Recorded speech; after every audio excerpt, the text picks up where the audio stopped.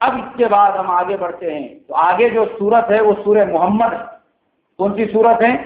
ہاں، یہ سورت محمد جو ہے، اس سورت کے اندر اللہ تبارک و تعالیٰ نے اپنے پیارے نبی حضرت محمد صلی اللہ علیہ وسلم کو دلاسا دیا، اور اللہ تبارک و تعالیٰ نے حضور صلی اللہ علیہ وسلم کے دل شکنی کو دور کیا ہے، اور آپ کو ایک ڈھارس بندائی ہے، کیونکہ حضور صلی اللہ علیہ وسلم جب بہت زیادہ شکستہ دل ہو چکے تھے، اللہ تعالیٰ نے کہا وَإِن يَسْتَبْدِلْ قَوْمًا غَيْرَكُمْ ثُمَّ لَا يَكُونُوا أَمْثَالَكُمْ۔ اے محمد صلی اللہ علیہ وسلم، ارے مکے والوں کی طرف نظریں اٹھا کر مت دیکھو، اگر یہ ایمان میں داخل نہیں ہوتے ہیں تو کوئی بات نہیں ہے، ہم ایسے لوگوں کو ایمان میں داخل ہونے کی توفیق عطا فرمائیں گے، ان کی جگہ پر ہم ایسی قوموں کو کھڑا کریں گے کہ پھر دنیا میں ان کی مثال دینے والا کوئی نہیں رہے گا، پھر وہ دین کی محنت کریں گے۔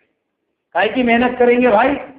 دین کی محنت کریں گے۔ ہاں، اس کے لیے کبھی بھی آدمی نے دینی اعتبار سے اس گھمنڈ میں، اس دام میں نہیں آنا چاہیے کہ میں کر رہا ہوں تو میرے سے ہوتا ہے، اور میں کرتا ہوں تو ہی چلتا ہے، اور میرے کرنے سے ہی کام بنتا ہے۔ یہ بہت بڑی غلط فہمی اور بدگمانی ہے، اس لیے کہ اگر اللہ کام لینے پر آ جائے تو قرآن میں کہا وَإِن يَسْتَبْدِلْ قَوْمًا غَيْرَكُمْ، پھر ہم ان کی جگہ پہ دوسری ایسی قوموں کو کھڑا کریں گے کہ تم کو پوری دنیا میں ان کی مثال نہیں ملے گی۔ پھر وہ مکھی مچھروں سے کام لے لیتا ہے، چونٹی سے کام لیتا ہے، چیڑی سے کام لے لیتا ہے، وہ تو خدا کی ذات ہے میرے محترم۔ اور تاریخ میں واقعات ملتے ہیں ہم کو، جب مسلمانوں نے دعوت کی محنت چھوڑ دی، جب مسلمانوں نے دین کی محنت چھوڑ دی، اللہ تبارک و تعالیٰ نے دین کے دشمنوں کو پھر کائے کے لیے قبول کیا؟ دین کی محنت کے لیے قبول کیا۔ تاریخ کی کتابوں میں تاتاریوں کا واقعہ لکھا ہوا ہے۔ علامہ اقبال نے ایک شعر میں کہا، بولے ہے آیا یوری سے تاتار کے افسانے سے، اور پاس باں مل گئے کعبے کو صنم خانے سے۔ تاتاریوں کا واقعہ کون تھے یہ تاتار؟ یہ تاتار منگولیا کے رہنے والے تھے۔ منگولیا چین کے شمال میں، چین کے نارتھ میں ایک کنٹری ہے، ایک ملک ہے، اس کو منگولیا کہتے، اور یہ جتنے بھی مغل بادشاہ تھے یہ سب ان کی نسل سے پیدا ہوئے لوگ ہیں۔ تو وہاں کے لوگ تھے یہ تاتاری۔ یہ تاتاری قوم یہ آگے بڑھ گئے، یہ حملے کرتے ہوئے، ان کے جو سردار تھے بڑے بڑے ہلاکو خان، چنگیز خان اور تیمور لنگ، آپ نے ان کے نام سنے ہوں گے۔ یہ حملہ کرتے ہوئے آگے بڑھے، اور آگے بڑھتے بڑھتے بغداد کے اندر پہنچ گئے۔ حالانکہ وہاں پر مسلمانوں کی حکومت تھی اور یہ سب غیر ایمان والے تھے۔ بغداد میں جب ان کا حملہ ہوا اور بغداد میں جب یہ گھس گئے، تو بغداد میں گھسنے کے بعد انہوں نے مسلمانوں کا وہ قتل عام کیا۔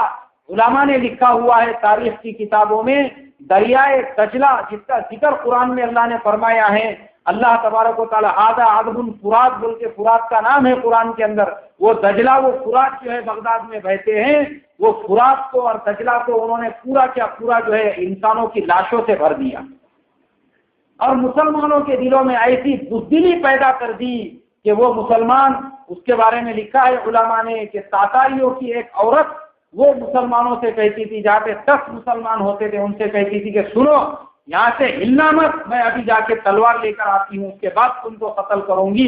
مسلمانوں کے دلوں میں اتنی بزدلی بیٹھ گئی تھی کہ وہ 10 مسلمان اس وقت تک کٹے مت نہیں ہوتے تھے جب تک وہ عورت تلوار لے کر نہیں آتی تھی اور ان سب کے سر قلم نہیں کر دیتی تھی۔ اور یہ کیوں ہوا تھا مسلمانوں کے بیچ میں؟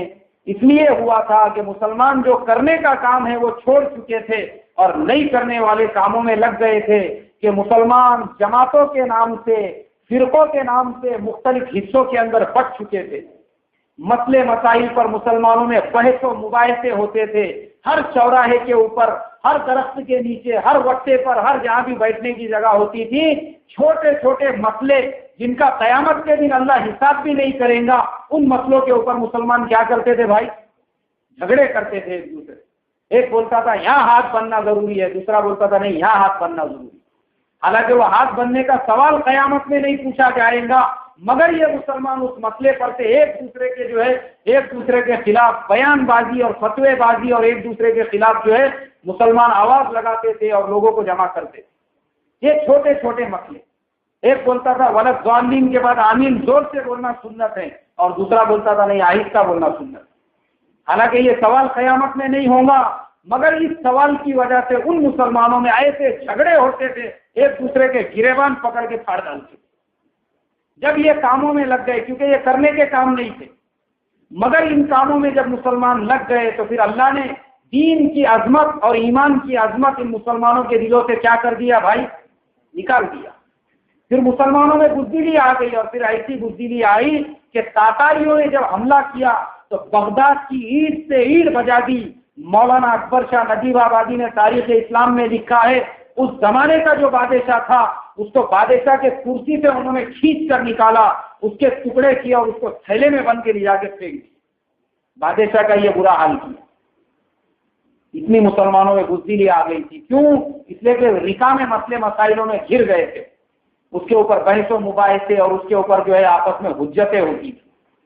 اب میرے محترم بزرگوں، پھر ایک وقت وہ آیا بغداد کے اندر ایسے ایسے کتب خانے تھے، بڑے بڑے اللہ والوں نے جو حدیث کی، قرآن کی، تفسیر کی، فقہ کی، اصول فقہ کی، اصول حدیث کی، اصول تفسیر کی، اسماء الرجال کی، اور ایسے بڑے بڑے فنون پہ جو کتابیں لکھی تھی، جن سے بڑے بڑے کتب خانے بھرے ہوئے تھے۔ تاتاریوں کو جب دریا پار کرنے کے لیے پل نہیں ملا، انہوں نے وہ پوری کتابیں وہ جو ہے دریائے دجلہ کے اندر ڈال دی، اور وہ کتابوں کا پل بنا کے یہ کونے سے وہ کونے تک گھوڑے لے کر جاتے تھے۔ سوچو اس میں کیسی کیسی کتابیں ہوں گی، کیسے کیسے علم کے خزانے ہوں گے ان کتابوں کے اندر، جو کتابیں وہ دریائے دجلہ کے اوپر ڈال دی گئی۔ لیکن جب اللہ ہدایت دینے پہ آتا ہے، وہ تاتاری جو مسلمانوں کے دشمن تھے، جنہوں نے ان کی اینٹ سے اینٹ بجا دی تھی، وہ راستے سے سفر کر رہے تھے۔ اب ایک اللہ والے بھی بیچارے سفر کر رہے تھے، اچانک وہ جو تاتاری تھے وہ تو مسلمان کو دیکھتے ہی قتل کر دیتے تھے۔ انہوں نے ان اللہ والوں کو دیکھا تو تاتاریوں کے ساتھ میں شکاری کتے بھی تھے۔ اب وہ اللہ والوں کا مذاق کرنے لگے، اور وہ جو بادشاہ تھا اس نے ان اللہ والوں سے کہا، ارے بولے یہ دیکھو، بولے یہ حضرت کو دیکھو۔ تو ایک نے، اس کا جو شہزادہ تھا، اس نے کہا، بولے حضرت ہم تمہارے سے ایک سوال کریں گے، اس کا جواب دینا۔ بولے بولو کیا سوال ہے؟ اچھا یہ بولو، بولے تم اچھے ہیں کہ ہمارا یہ کتا تمہارے سے اچھا ہے؟ ان اللہ والوں سے یہ سوال کیا، اور سب مل کے ہنسنے لگے، کیونکہ سب کچھ ہچورا پن کرنے کا تھا، ان کی کھلی اڑانے کا تھا، ان کا مذاق بنانے کا تھا، اس لیے وہ اللہ والوں کا مذاق کرنے لگے۔ تو بولے حضرت یہ بتاؤ، بولے تم زیادہ اچھے ہیں کہ ہمارا یہ کتا اچھا ہے؟ بولے تو وہ اللہ والے کہنے لگے، بولے بھائی اگر ایمان پہ میرا خاتمہ ہو گیا تو میں اچھا ہوں، اور اگر بے ایمانی کی حالت میں بغیر کلمے کے میں دنیا سے چلا گیا تو یہ کتا میرے سے اچھا ہے۔ اب وہ بادشاہ کے دل پہ بات لگ گئی۔ اس نے کہا یہ ایمان کیا ہے؟ وہ تو جنگلی لوگ تھے پورے قبائلی، ان کو کیا معلوم تھا ایمان کیا ہے؟ ان کو کسی نے ایمان ہی نہیں سمجھایا تھا۔ بولے بھائی ایمان اللہ کی ذات کو ماننے کا نام ہے۔ بولے یہ اللہ کیا ہے؟ ارے بولے اللہ وہ ہے جس نے تم کو، مجھے، سورج کو، چاند کو، زمین کو، ساری مخلوقات کو پیدا کیا۔ بولے تم کو کیسا کیا معلوم اللہ نے پیدا کیا؟ بولے ہم کو اس کے نبی نے سکھایا۔ بولے وہ نبی کہاں ہے؟ بولے وہ نبی آئے تھے، انہوں نے یہ کتاب دے کے چلے گئے۔ بولے وہ کتاب کہاں ہے؟ بولے وہ یہ قرآن پاک۔ اچھا یہ پڑھ کے سنا ہوا۔ وہ تاتاری جو ہے وہ تو عرب تھے نہیں، ان اللہ والوں نے اس کو پڑھا، ان کے پاس میں جو مترجم تھا اس نے ان کو بتایا کہ یہ قرآن میں یہ لکھا ہوا۔ اب وہ جو بادشاہ تھا اس نے کہا تمہاری باتوں میں مجھے سچائی نظر آ رہی ہے، لیکن ابھی میں ملک فتح کرنے کے لیے نکلا ہوا ہوں، ابھی میرے پاس ٹائم نہیں ہے، تم میرے دربار میں آ کر مجھ سے ملنا، اور میری نشانی کے طور پہ یہ انگوٹھی رکھنا کہ میرے دربار میں آنے سے اگر کوئی روکے اس کو یہ انگوٹھی بتانا کہ بادشاہ سلامت نے انگوٹھی دی تھی۔ یہ انگوٹھی بتانے کے بعد جب تم اندر آ جاؤ گے اس کے بعد پھر مجھے ذرا ڈیٹیل میں پورا ایمان اسلام کیا ہے وہ سمجھانا۔ بولے ابھی تو میرے کو ٹائم نہیں ہے، وہ گھوڑے کے اوپر ہی بیٹھا ہوا تھا۔ اب وہ اللہ والے انہوں نے انگوٹھی اپنے ہاتھ میں لی، بادشاہ بھی چلے گیا، وہ اللہ والوں کا انتقال کا وقت آ گیا۔ انہوں نے اپنے بیٹے کو انگوٹھی دی، کہا بولے بیٹا وہ جو بادشاہ ہے چنگیز خان اور ہلاکو خان اور تیمور لنگ، یہ جو تھے تاتاری لوگ، بولے ان کا جو بادشاہ ہے اس بادشاہ کے پاس جانا اور اس کو ایمان کی دعوت دینا، اور اگر تجھے نہیں جانے دیں گے تو یہ انگوٹھی اس کو بتلانا۔ ادھر بھی بادشاہ کا انتقال ہو گیا تھا، اس کا بیٹا گدی کے اوپر بیٹھا۔ اب یہ حضرت پہنچے، دروازے میں داخل نہیں ہونے دینے لگے تو انہوں نے انگوٹھی بتائی، وہ انگوٹھی اندر لے کر گیا۔ جیسے ہی بادشاہ نے انگوٹھی دیکھی اس نے کہا یہ انگوٹھی میرے والد صاحب کی ہے۔ کس کی انگوٹھی ہے بھائی؟ بھیجو۔ بولے وہ کون آدمی؟ اب جب یہ گئے انہوں نے جب ایمان کا تذکرہ کیا تو ایمان کا تذکرہ کرنے کے بعد وہ بادشاہ کہنے لگا تم نے بالکل صحیح کہا ہے، میرے ابا جان نے مجھ سے کہا تھا، بولے بیٹا ایک آدمی آئے گا وہ تجھے ایمان کے اور اللہ کے بارے میں سمجھائے گا، وہ جو بات کہے گا تو نے اس کی بات کو قبول کر لینا۔ ٹھیک ہے تمہاری بات حق ہے، میں ایمان قبول کرتا ہوں۔ وہ بادشاہ ایمان میں داخل ہوا۔ اور پہلے زمانے میں ایسا تھا، اللہ کے نبی صلی اللہ علیہ وسلم کی حدیث ہے الناس علی دین ملوکہم، کہ لوگ جتنے بھی ہوتے تھے وہ اپنے بادشاہ کے دین پر ہوتے تھے۔ کس کے دین پر ہوتے تھے؟ بادشاہ اگر آگ کی پوجا کر رہا ہے تو پوری رعایا بھی آگ کی پوجا کرتی تھی، اور بادشاہ اگر اللہ کی عبادت کر رہا ہے تو پھر پوری رعایا ایمان میں داخل ہوتی تھی۔ جیسے ہی بادشاہ مسلمان ہو گیا اس کا پورا کیا پڑا، پورا ملک کس میں داخل ہو گیا بھائی؟ ایمان میں داخل ہو گیا۔ پھر اللہ تبارک و تعالیٰ نے انہی کی نسلوں سے جب آگے سلسلہ بڑھا، اس کے لیے علامہ اقبال نے کہا بولے ہے آیا یوری سے تاتار کے افسانے سے، اور پاس باں مل گئے کعبے کو صنم خانے سے۔ پھر یہ جو منگول لوگ تھے پھر انہی کی نسل سے مغل بادشاہ پیدا ہوئے۔ کون پیدا ہوئے؟ پھر ظہیر الدین بابر، جس نے سب سے پہلے ہندوستان کے اندر مغلوں کے یعنی سب سے پہلے جو مغل بادشاہ تھا اس نے ہندوستان میں قدم رکھا، ورنہ مسلمان بادشاہوں میں سب سے پہلے جو ہندوستان کے اندر قدم رکھا کسی نے وہ محمد ابن قاسم تھے، جو لشکر کے ذریعے سے آئے تھے، مگر وہ چلے گئے واپس، ان کے بعد میں کوئی نہیں آیا۔ سب سے پہلے جو بادشاہ نے ہندوستان پہ حملہ کر کے یہاں پہ حکومت قائم کیا اس کا نام تھا شہاب الدین غوری۔ کیا نام تھا بھائی اس کا؟ اور اس کا بھائی اس کے بعد میں محمد غوری بادشاہ بنا۔ پھر اس کے بعد میں خلجی، تغلق اور ایبک، یہ سارے سلسلے چلتے گئے۔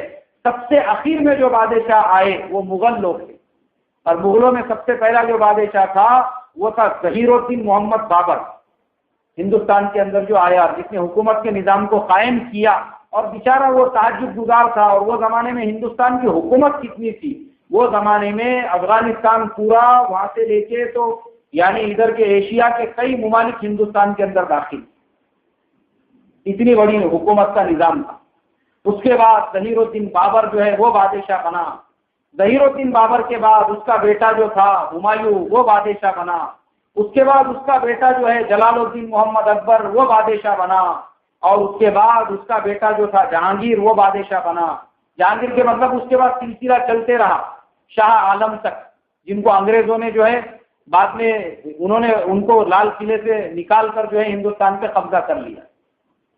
تو یہ مغل بادشاہ انہی کی نسل سے تھے۔ کن کی نسل سے تھے بھائی؟ وہ تاتاریوں کی نسل سے، جنہوں نے بغداد کی اینٹ سے اینٹ بجائی۔ پھر وہی تاتاریوں کو اللہ نے دین کی محنت کے لیے قبول کیا، اور پھر انہی تاتاریوں نے پوری دنیا میں چل پھر کر کائے کا کام کیا؟ دین کا کام کیا۔ تو قرآن میں اللہ نے اپنے نبی صلی اللہ علیہ وسلم کو دلاتا دیا اور سمجھایا اور کہا کہ اے میرے پیارے نبی وَإِن يَسْتَبْدِلْ قَوْمًا غَيْرَكُمْ ثُمَّ لَا يَكُونُوا أَمْثَالَكُمْ، ارے یہ لوگ اگر ایمان میں نہیں داخل ہوتے ہیں تو تم گھبراؤ مت، ہم ایسے لوگوں کو کھڑا کریں گے جو پھر دنیا کے اندر کائے کی محنت کریں گے؟ دین کی محنت کریں گے۔ آج بھی میرے محترم بزرگوں، اگر ہمارے دل میں رتی برابر بھی یہ خیال پیدا ہو جائے کہ میں تو بہت کام کر رہا ہوں اور میرے کرنے سے ہوتا ہے، اور میں نے تو یہ مجاہدہ کیا اور ایسی قربانیاں دی، یہ شیطان کا سب سے بڑا وسوسہ ہے۔ بلکہ آدمی نے جتنا کرے اس کے بعد میں یہ ڈرنا چاہیے کہ کہیں اللہ میرے اس سارے عمل کو میرے منہ پہ پھینک کے نہ مار دے۔